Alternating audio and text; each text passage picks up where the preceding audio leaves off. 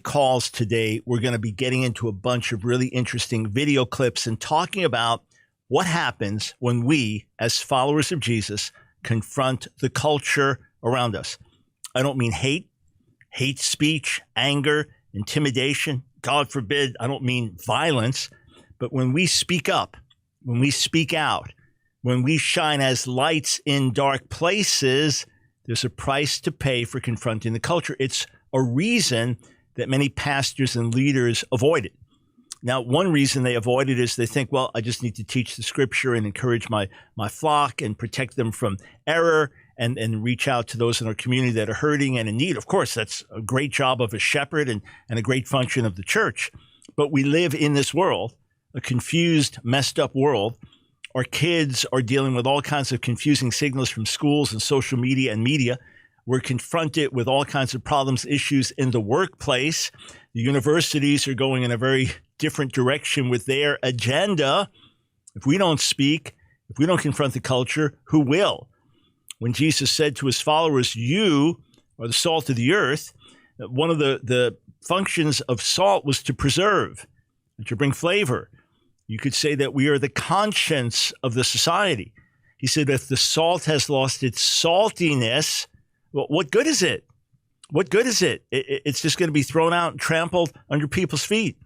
When we are not making the difference we are supposed to make, we just get ignored and mocked as being irrelevant. He said, you are the light of the world. The city set on a hill cannot be hidden. That's why, by the way, our scandals, our shortcomings are broadcast for the world to see, because we're like a city set on a hill. And the great problem in America, as you've heard me say over and again, is not so much the presence of darkness, but the absence of light. The old saying, you don't curse the darkness, you light a candle. But when you light a candle in the dark, not everyone will appreciate that. All right, before I get into some of these clips, tell you about some of my own journey, and then talk about what got stirred up when we confronted and exposed BLM leaders calling on spirits of the dead. Yeah, we'll get into all that. First, a shout out to everyone watching on the America's Voice channel, on Dish TV, on Pluto TV. If that's you right now, you're watching one of our daily live radio internet broadcasts that we are specially tailoring for you watching on Saturday night on America's Voice or elsewhere, different time online. So if that's you, I want you to take a moment and shoot a note to our website, because we want to give you 2 free ebooks. So go to my website right now, Ask Dr. Brown, askdrbrown.org, askdrbrown.org, and you'll see there, sign up for the emails. So when you do that, you automatically get a really neat, eye-opening ebook, 7 Secrets of the Real Messiah.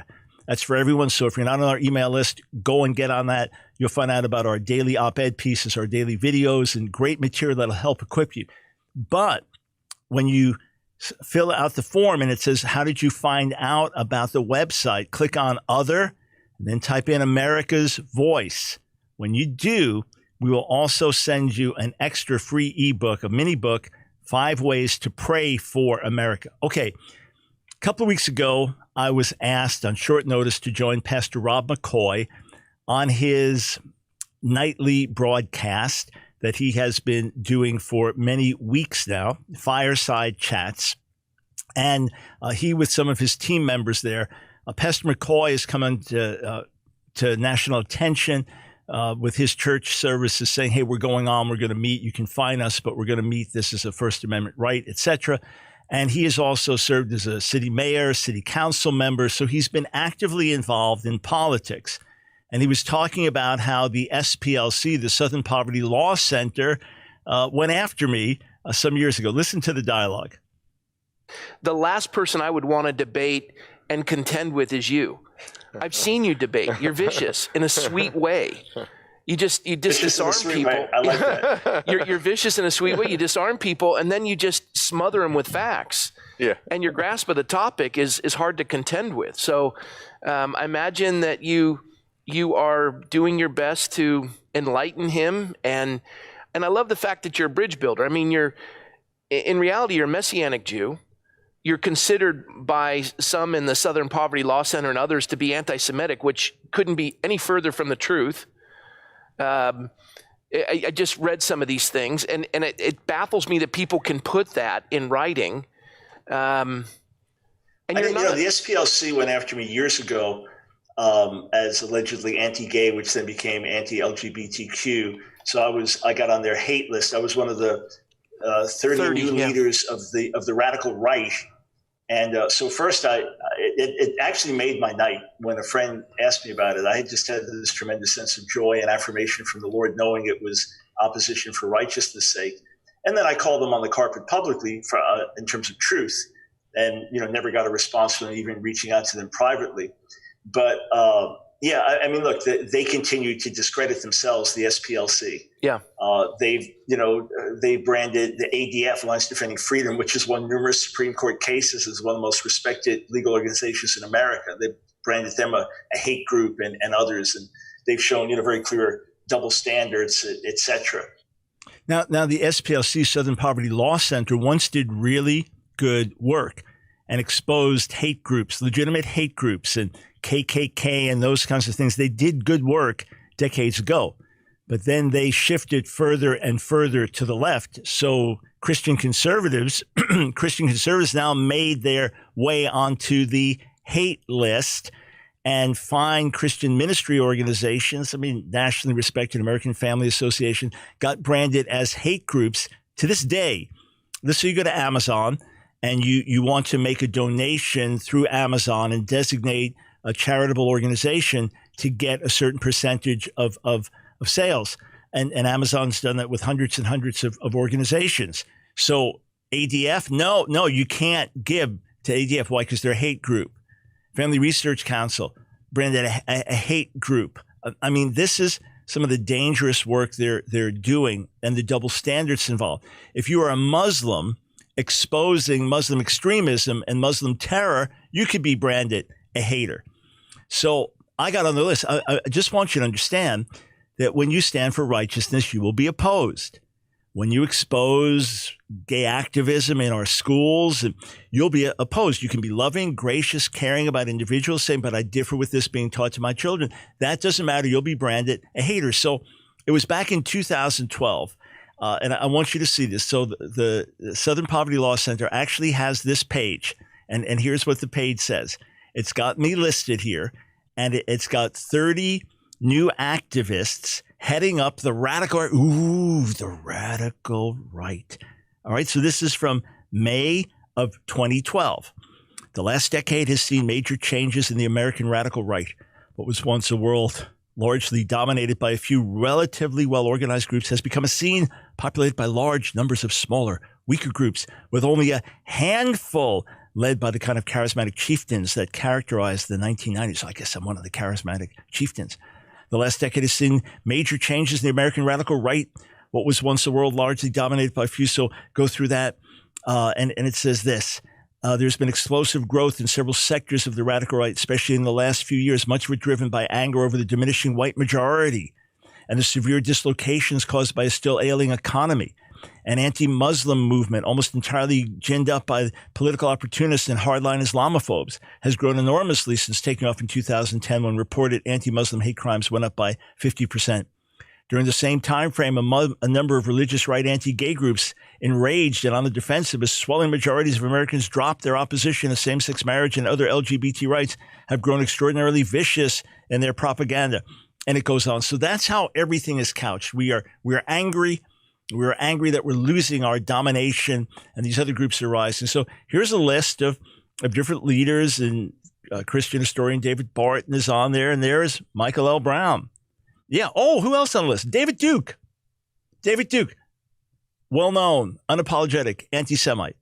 David Duke, former Grand Wizard of the Knights of the Ku Klux Klan. I'm on the same list with him. I'm on the same list with Malik Zulu Shabazz, a former leader of the New Black Panthers, with other neo-Nazis and white supremacists, and also fine Christian brothers that are on that list. So when a friend told me I was on the SPLC hate list, I literally had I jumped for joy on the inside. I counted it a badge of honor because I knew It wasn't for being nasty. It wasn't for being mean-spirited. It wasn't for insulting people and calling them names and railing on them like some rabid fundamentalist. No, it was for exposing gay activist curricula in schools. It was for expressing my difference with the idea that two men or two women could have something that was called a marriage in God's sight. It was for speaking the truth in love.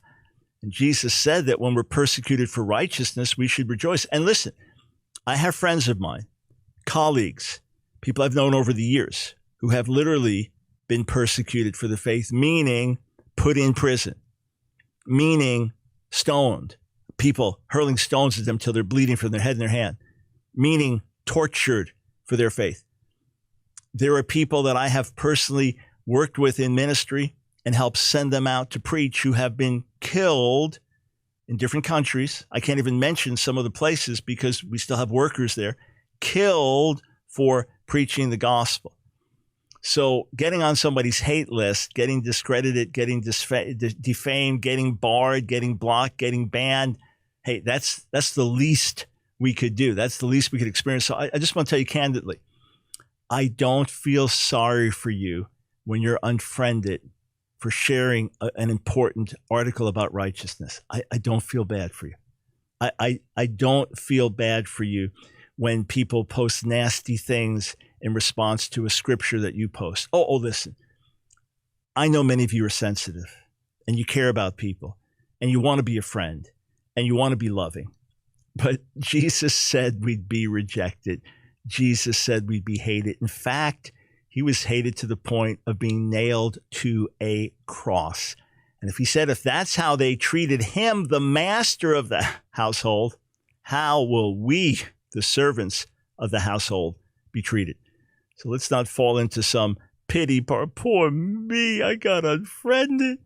We're worried about losing our friends on social media, whereas our brothers and sisters around the world are literally losing their heads for the gospel and not denying Jesus. So let's have the strength of soldiers.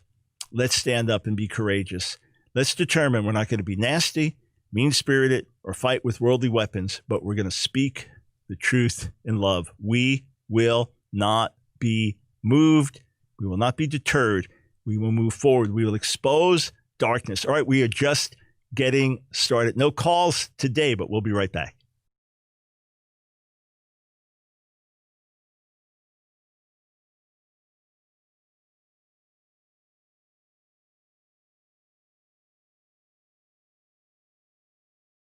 So what happens when you speak the truth in love? What happens when you flip the light on when everyone has gotten accustomed to the darkness?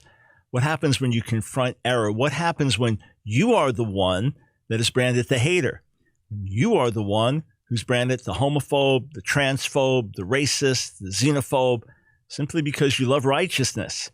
People will mischaracterize you. You just have to accept that. People will lie about you.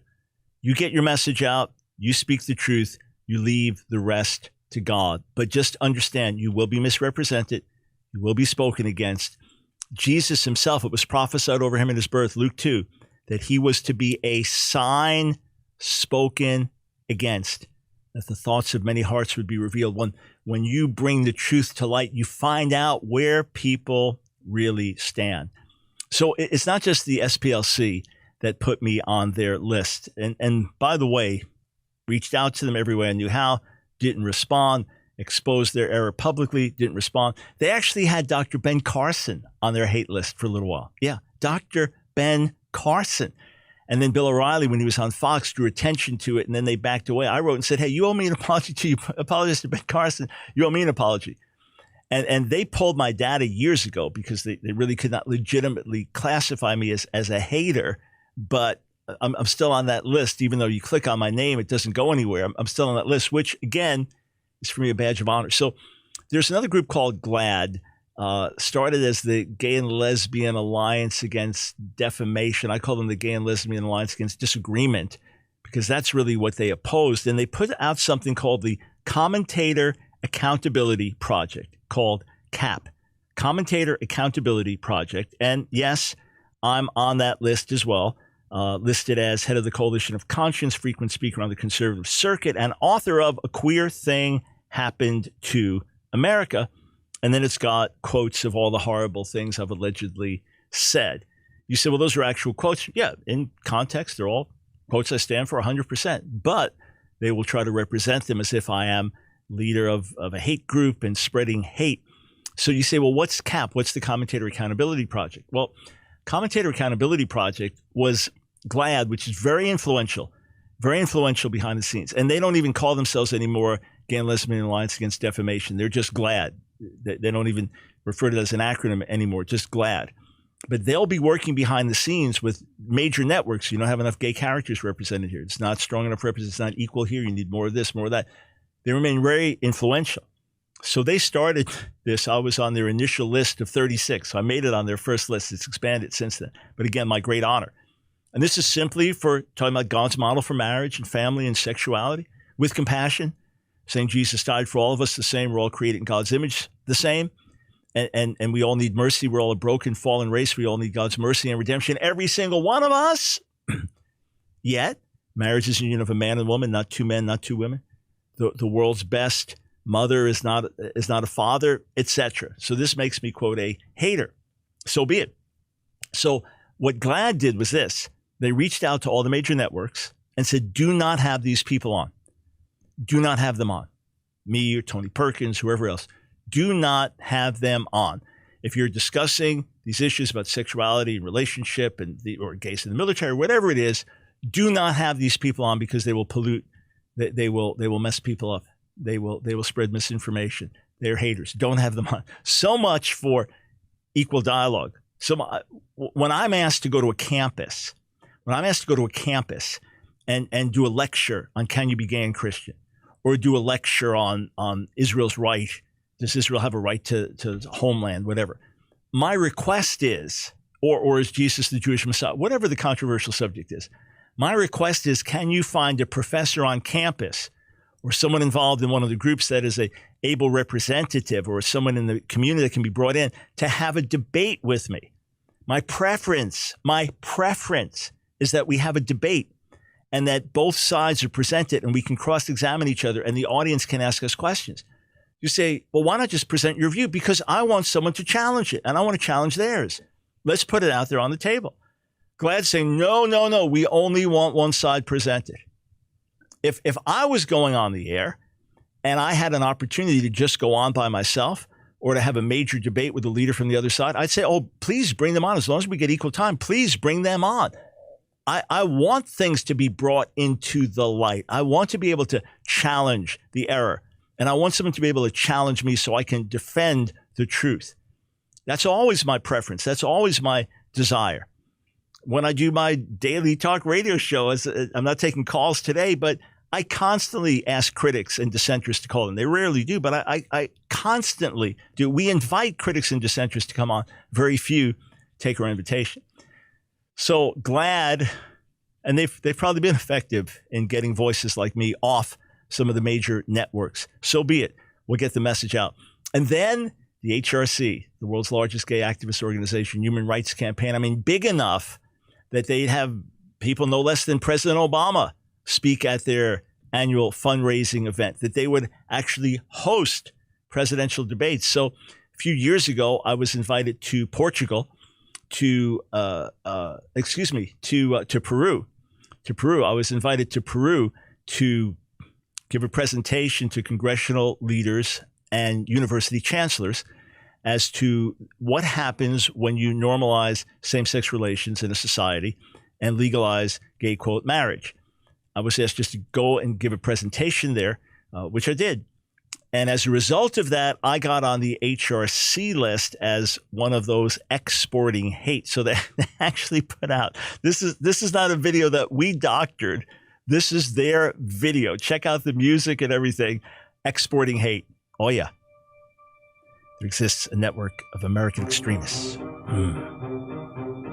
Michael Brown, there I am. Hate. For a man to lie with a man is contrary to what God intended. The unspoken mantra of gay activists for many years has been, you will be delegitimized if you do not embrace, accept, and celebrate homosexuality. If I say Jesus didn't condemn homosexuality, do I therefore justify pedophilia because Jesus didn't condemn pedophilia? I have an issue with two men marrying or two women marrying. Can someone understand that the world's best mommy is not a good daddy? Oh, the thought of it. The thought of it. A monster like me exporting those views around the world. This is, yes, I'm being sarcastic. And hey, bottom line, the world's best mommy is not a daddy, and the world's best daddy is not a mommy. And the ideal environment, the best environment for a child to be raised, to give them the best chance to thrive, is with their mother and their father in a healthy, long-term committed relationship. That is, it's been proven and demonstrated in thousands of articles and studies and all kinds of data that supports it from every angle. But no, to say that is being hateful. And when you use the argument from silence, well, when did Jesus condemn homosexuality by name? My point is not to compare homosexuality to pedophilia, but to expose a faulty argument to say, well, when did he condemn pedophilia by name? When did he condemn wife beating by name? You just go down with a long list. The fact that he did not condemn a specific thing by name doesn't mean it's okay. And of course, in different ways, Jesus clearly tells us God's model is one man, one woman together for life, and that all sexual acts committed outside of that are in violation of God's will and defile us. But see, this is, again, what happens when you speak up. There's a quote when I was on Piers Morgan years ago with a panel there. They've got me quite, I stand by that quote. It's biblical, it's truthful.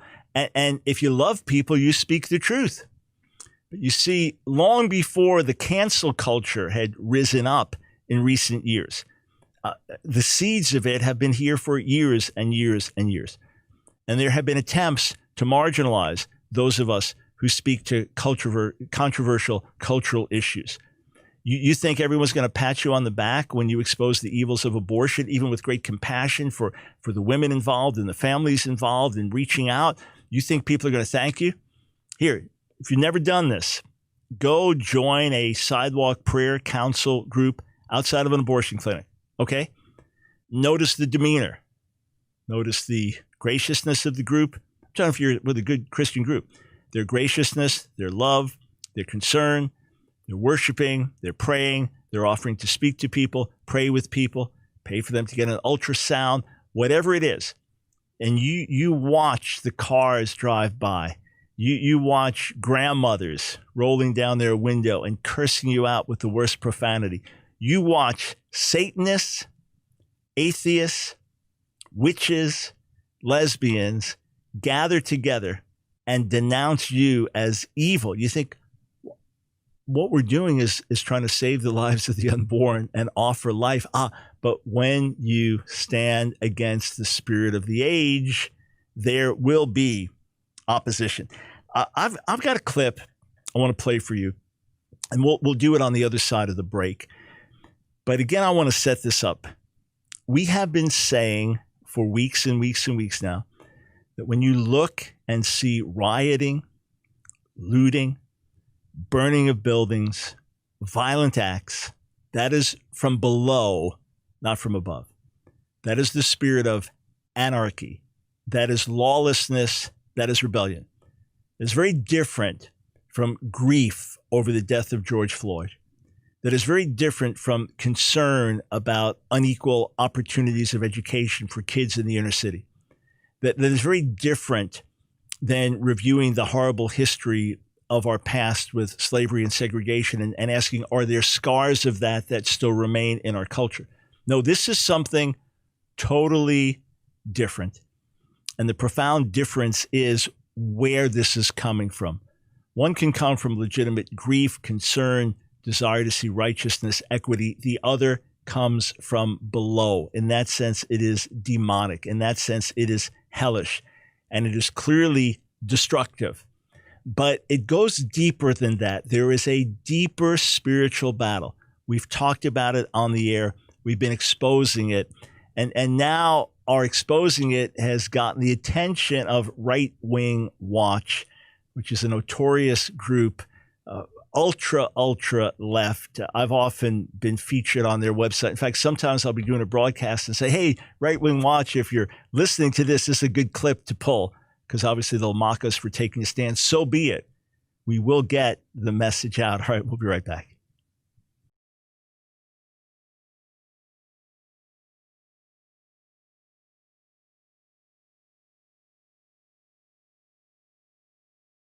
Thanks for tuning in to The Line of Fire. This is Michael Brown. And once again, a shout out to all of our friends just joining us, getting to know us on the America's Voice Network. You can't call in right now. This is a pre-recorded show. We do live daily radio where folks can call in, but we're not taking any calls today. But if you're watching this on a Saturday night on Dish TV, on Pluto TV, on America's Voice Network, or perhaps just watching online with America's Voice at one of their different outlets, we'd love to hear from you, and we'd love to send you some free gifts to read that will really be eye-opening and helpful. So here's what you do. Again, if you're watching now on America's Voice, go to our website, AskDrBrown.org, and you just see where you can fill in your email and submit that. What that means is you'll be notified of all the new videos we put out every week, all the new articles we put out every week, special resources that we make available. When you do, you'll automatically get a free copy of a mini book. Represents many years of study, but it's condensed in a mini book, 7 Secrets of the Real Messiah. Whether you're Jewish, Christian, or agnostic, atheist, I think you'll find it a fascinating read. And then also, when you fill out how you found out about the website, so you click on the bottom, click Other, and type in America's Voice, we'll also send you another free mini book, 5 Ways to Pray for America. All right, so a couple weeks back, I was with Pastor Rob McCoy, a politically involved pastor in California, knows the Word of God, loves the community around him, and is urging Christians to get involved in a righteous, godly way in the political scene. So this is a discussion we were having. It was a Sunday night discussion that he hosted with some of his team. Let's go back to that talk. So when the BLM thing started back in 2016, I wrote an article saying we must separate the BLM movement from real civil rights issues. We must separate BLM movement from saying that Black Lives Matter. You say, well, why do we even need to say Black Lives Matter? Because in much of American history to this day, many Black Americans feel their lives haven't mattered. So I said, let's shout it from the rooftop. Yes, Black Lives Matter, but the BLM movement, we separate ourselves from. Now that this has grown into a national phenomenon, we've opened it up even more. I don't even refer to them as the Black Lives Matter movement. I just call them BLM. I'm not even going to dignify this Black Lives Matter with their movement. When you go to the website, of course, you notice that the 3 founders are all radical feminists, admittedly trained Marxists. 2 of them openly identify as queer. All of your viewers know by now that they've openly said we want to disrupt the Western nuclear family. When I dug into the statement even further, I noticed strikingly that the word father never occurred once. Mother isn't mentioned, parents are mentioned, but father never once. And then more recently, it surfaced that some of the leaders in the movement talk about calling on spirits of the dead. When they say his name, say George Floyd or say this name. When you say the name, you're also calling on the person to come forth, for those spirits to come forth and empower the movement. So it's basically witchcraft. And you think this whole thing is very Jezebelic in that regard, in terms of joining together radical feminism, attack on gender, attack on family structure, emasculating men, and then you bring in the appeal to the spirits of the dead. So I have been warning people for months, separate from the movement. It is anarchist. It is antichrist. Do not show your solidarity with Black friends in different ways where you see injustice confronted, but separate from the movement. And we began to warn about this. Not long after that, they started burning Bibles in Portland. And I tweeted, okay, not what's next, but who's next? Sure enough, next weekend, they tried to burn police alive in the police precinct. So we need to expose this for what it is. It's from below, not from above. So what happened was Right Wing Watch saw that clip and gave a report of it on their website. So when you go to their website and you look at what they posted there, it's a fairly full report, right? So the Right Wing Watch website does not take any comments, okay? So that just posts what happened and gives quotes from the talk that are representative quotes. But then their Facebook page is different. Their Facebook page, you can add comments. So when you go to the Right Wing Watch Facebook page, it says anti-LGBTQ activist and author Michael Brown calls the Black Lives Matter movement antichrist.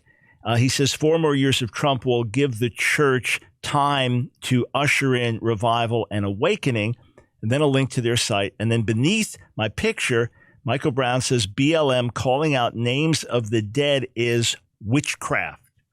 Okay.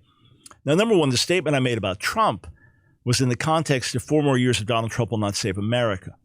At best, it would be like a human wedge stuck in the door before it collapses completely, where the church can get about doing what it's called to do, stirring revival, awakening, Great Commission. Because other than that, America's heading off a cliff. I mean, it's that urgent. It's that real. It's that intense. So that's the situation in which we find ourselves. But what really got the attention of folks there was me mentioning about BLM leaders calling out spirits of the dead and calling it witchcraft, by which I meant you are looking to other powers, demonic powers, other than the power of God to have influence and to be empowered by these other spirits to do a particular work and ultimately to cultivate anarchy in the society. That's from below, not from above. That's witchcraft rather than the Holy Spirit. And many of the leaders involved in radical feminists and others openly identify as witches. They mean it in different ways, but they openly identify as witches, as I documented in my book, Jezebel's War with America. Now, my colleague at American Family Radio, American Family Association, Abe Hamilton, himself a black man, a lawyer and pastor, was the one that brought to national attention BLM leaders calling on spirits of the dead. Then I played some of those clips on my radio show and then talked about it on the air. So what kind of responses did this get? So I went through the comments on the Facebook page. And what was interesting was people didn't have a problem. I'd say 98% of those interacting there, which would be followers of Right Wing Watch and for the most part ultra left, that 98% of them had no problem with the idea of calling on the spirits of the dead. They had a problem with me exposing it and calling it witchcraft. Here, let me read some of the quotes from there. All right. Let's see here. All right, here's some of the more passionate posts. When you make a racist lose his mind like this, you know BLM supporters are doing it right. Or how about this? Great Caesar's ghost. He is insane. And this. So fighting for equality is satanic now? If that's the case, then I'm a Satanist. And then these morons should have to work real jobs, not just make up hateful blank to sell to lunatics. Another blanking nutcase. Where do they come from? Have you ever noticed that it's the most evil-minded bigots and cranks who call other people antichrist and witches? This guy's a total nut job. So no problem with BLM leaders calling on spirits of the dead to empower them. No problem with naming names, George Floyd, Breonna Taylor, others. No problem with naming their names to call their spirits from the dead to empower the leaders to do their work. No, but to call it out and to call it witchcraft makes me insane and reveals the evil in me. Isn't it wild how the darkness identifies the light as darkness and identifies the darkness as light? It's like going back to the prophet Isaiah in the 5th chapter of his book, woe to those who call evil good and good evil. Here, let's look at some more of the comments.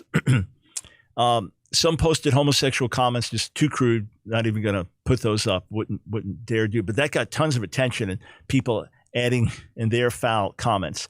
Others liken this, well, it's just Christian practices or Roman Catholic practices, calling on God, Jesus, or the saints, all of whom are dead or made up to intercede on one's behalf is religion. Got it. How about this? And talking to an invisible being in the sky and asking for favors is madness. So So you see how many atheistic responses there are. But then, of course, people are going to bring up Salem witch trials, and others are going to bring in their own witchcraft humor. So look at this. I bet he misses Salem and the witch trials. Yep, because I expose this. This is what happens. Well, a hex on him. Or how about this? Expletive, you, Mikey, Brown. That was a satanic spell to get Mikey to soil himself. Did it work? Another, seriously, is this clown so ignorant that he actually believes in witches, or is just another gifter playing his suckers who are that ignorant? Another, funny how fast Christians went from love thy neighbor as thyself to kill all the witches in a fascist heartbeat. Amazing what power and money does. And another, holdovers from medieval times. These people are the modern equivalents of those who thought burning at the stake saved heretic souls. Now, here's what's so wild. They now have me calling for the burning of witches. You understand how suddenly, and I'm a fascist, and on it goes. And as we have been shouting every way we know how that Black Lives Matter, Black Lives do matter. We stand with our Black brothers and sisters in America. Where there's injustice or inequity, we want to confront it together. Where there are the scars of our past, we want to address that together. Where there's not reconciliation, we want to reconcile. But we oppose the BLM movement for these various reasons. Oh, that doesn't matter, and no one's going to get that. What they're going to get is this evil guy. Now, by the way, I'm not complaining. This comes with the territory. And anybody with any platform, media, social media is going to get hated and attacked. I understand that. And this to me is a badge of honor for speaking the truth. What concerns me is the people. I want to help them. I want to reach them. And the way people's minds can be so twisted. That's what concerns me. Okay. Others needed to be a little clearer with their threats. So look at this. One says this, yeah, pal, keep it up, and they'll be calling your name. In other words, you're going to be dead soon. That's what you call a threat. Oh, I don't feel personally threatened, but that's what you call a threat. Yeah, pal, keep it up, and they'll be calling your name. So I keep up exposing the evil roots of BLM, and I'll be killed for it. That's what that's saying. How about this? Time to bring the lions back to the Coliseum. They didn't spell Coliseum wrong. That can happen. Time to bring the lions back to the Coliseum for a buffet. Time to eat the Christians. Time to kill and devour the Christians once again.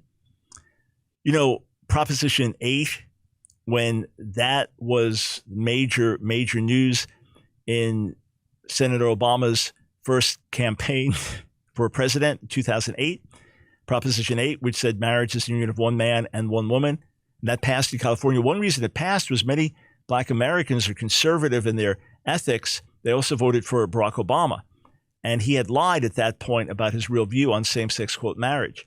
But they helped Black voters that came out in larger numbers, fully understandably, to vote for Barack Obama, fully understandably. They also voted for Prop 8, and it passed. But there were protesters against Prop 8, calling it Prop Hate, and also saying, feed them to the lions, time for the lions. So this rhetoric, friends, people may just be posting it online, but a lot of the haters really want to see bad things happen to us as followers of Jesus. That's the reality. That's what happens when you swim against the tide and go against the grain. So be it. Let the Lord be honored.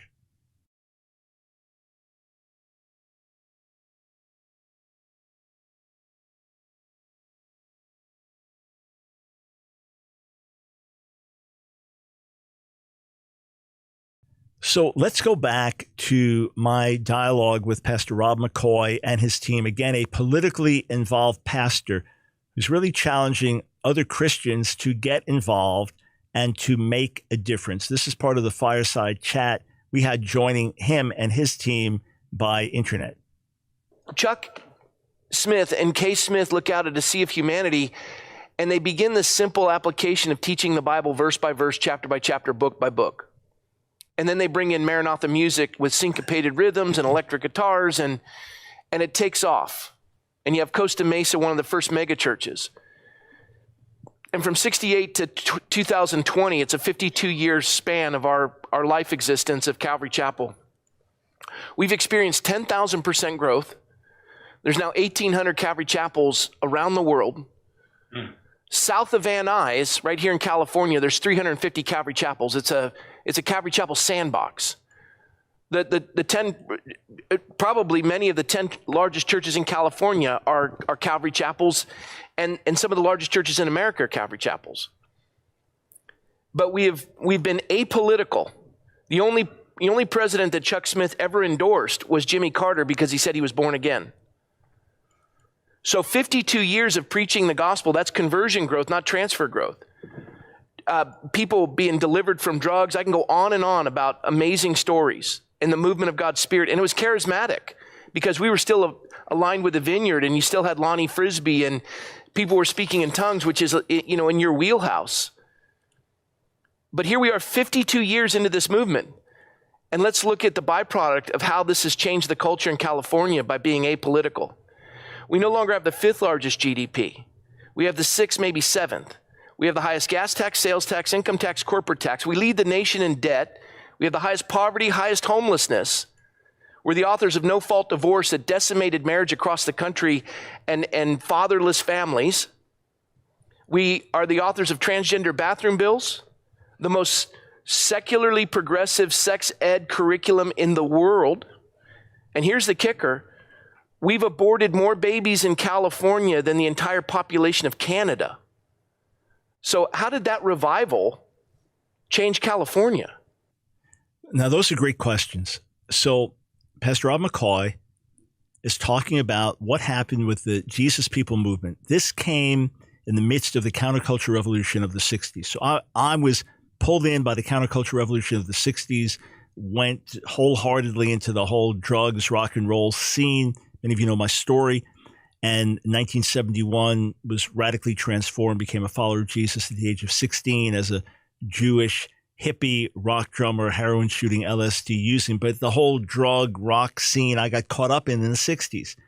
But during that time, beginning around 1967, was the birth of what's called the Jesus People movement or the Jesus Revolution. Read about it, Time Magazine, June of 71. It's an incredible story that just lays out what was happening around the country. Hippies, radicals, rebels getting radically, dramatically converted, transformed. It was actually happening all over the world. It was a spiritual phenomenon. And Rob McCoy saying that Chuck Smith and his wife Kay, they looked out, saw what was happening. They were traditional pastors, jacket and tie, normal traditional church, sing the hymns. They saw what was happening. They began to bring the young people in. They began to do outreach, and Calvary Chapel exploded because these young people were spiritually searching and looking for spiritual fathers and looking for places to gather together. And it led to this incredible movement of Calvary Chapels with tens of thousands of people genuinely born again, genuinely saved, genuinely coming to faith, genuinely being changed. But like most of our churches, there was kind of an apolitical mentality. In other words, that's a different kingdom. The kingdom of this world, we're of the kingdom of God, and they don't really intersect. They're just kind of parallel and so on. So we don't get involved in politics. It's dirty. It's messy. We don't get involved in cultural issues. Another mentality was this is the end of the age. Jesus is coming any minute. We'll be out of here any minute. So pretty soon we'll all be out of here. Go back to a lot of the early songs and teachings then. Hal Lindsey's late great Planet Earth, which came out in 1970, and the end of the world is here. It's over. We're out of here any second. Why get involved? Plus, the theology was the world's only going to get worse. So the worse it gets, the more it confirms the theology. The more you don't get involved, the worse it gets. You see the cycle. You understand the situation there. So with all the good that Calvary Chapels did, thank God for it, doing good to this day. Well-known pastors like Greg Laurie and others doing great outreach and doing so much good. I've got fine friends that are Calvary Chapel pastors that love the Lord and have solid churches. At the same time, the mentality that was there, and in many of these churches, was just you don't get involved in the political scene, so all these people come to faith, and yet the culture goes down around us, and we're all still here. 50 plus years later, we're still here. Something was wrong with the mentality. Now, Pastor McCoy says something else very challenging. I want to go to one more clip from our dialogue. When we abdicated our responsibility in the public square, whether it was our eschatology or whatever it was, when we abdicated our responsibility in the public square to engage the culture and simply saying politics is dirty and I don't want to be a part of it, and the church, I just preach the gospel, I watched something happen. In that picture I gave you of a 52-year decline of California, where more people have left this state than came here during the Dust Bowl. And this was the epicenter of evangelism.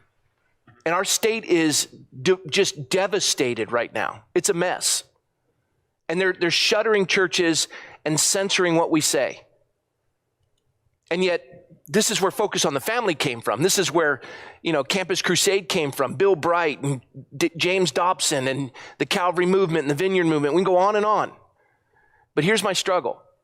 Because we abdicated our participation in the culture and stayed within the walls of the church, and the decline of the family unit, and we didn't defend that, and we allowed public education to take a course, and we never participated, and we surrendered our children to public education, and we embraced divorce as a governor would promote it and devastate marriage across the country, and then families are dissolved and struggling, and you give this depiction of waking up in 2000 as opposed to 1969, and you gave the social barometers. Every social pathology is listed there. This is the kicker. This is where we diverge. The gay and lesbian movement, moving towards Marxism and participating with BLM, I think that's our fault, and I'll tell you why. These are disenfranchised human beings raised in a single-parent family or a culture that is driven by sexual deviance, and any political structure for them to participate, they're not permitted in the church. And understandably that you can't hold a leadership position, you can't do this. And the only thing that the church does politically is to define what they don't do. And are you opposed to abortion? You aren't, then you're not in. And here's my point. We have relegated these human beings that struggle with their sexual identity, that they can only embrace the leftist theology. So really, really interesting point from someone involved politically who is also a pastor caring about people. It is that with the shift that we had in our culture from the 60s until today, again, as psychologist David Meyer pointed out years ago, if you fell asleep in the year 1960 and woke up in the year 2000, you'd wake up to the divorce rate doubled, teen suicide tripled, reported violent crime up 4 times, prison population up 5 times, children born out of wedlock up 6 times, people living together out of wedlock up 7 times. Just those last couple of factors, that massively impacts the society. That massively impacts the younger generation growing up. And often what the church has said is, you're wrong, you're wrong, you're wrong. And people have gotten an idea, stay away or leave. If you're raised in the church, leave. We don't want your type here. That's what people have heard. Rather than a compassionate voice saying, we understand that you grew up in a broken home. We understand that you were raised in a very alienating environment in terms of your view of God and the gospel. And yes, these are our values. And yes, we believe God's ways are best. And yes, we believe God made men for women and women for men. Yes, we believe all these things. At the same time, because we believe God's ways are best, we're here to show you mercy, compassion, grace, to stand with you as people who care about you. We're not your enemies, we're your friends. So come and listen. Come and sit with us, get to know us. I was asked by a pastor to speak to his congregation, probably about 900 people, on a Sunday morning, and to deal with can you be gay and Christian. He said, but please address the transgender issue also. And I said, you bet. And as I was speaking, I said, so what do you do if a man comes into your building wearing a dress, carrying a Bible? What do you do? I said, have him out to lunch. Now, if you've got little kids, that could be confusing for them, but otherwise, just, hey, have him out for lunch. Love on him. He texted me a few weeks later. He said, Dr. Brown, it happened just like you said. And of course, our people are loving. And we loved on this guy. And then we found out afterwards from some of the ladies that he went to use the ladies' bathroom. What do we do if that happens again? Thought about it, chatted with my wife, Nancy. I said, when he walks in the door, one of the pastors greet him, one of the ushers greet him, say, we're so glad you're here. We're so glad you're here. And listen, we don't want you to be uncomfortable or the ladies to be uncomfortable. If at any point you use the restroom, I'll be back here. Just look for me. We'll bring you over to the pastor's private office. Just try to reach out, meet someone where they are, and then bring them to Jesus to find wholeness. So as we stand for righteousness, as we swim against the tide of the culture and go against the grain of the spirit of the age, Yes, you'll be hated, vilified, rejected, mocked. So be it. Bring it on. It's for righteousness. And hey, look what happened to our Savior. At the same time, be known as people who love. When you cut us, we bleed love. Not just that we love one another, but we love those who differ with us. We love those who oppose us. And we're willing to lay our lives down for their well-being. Friends, that's the gospel, right? Visit my website, askdrbrown.org.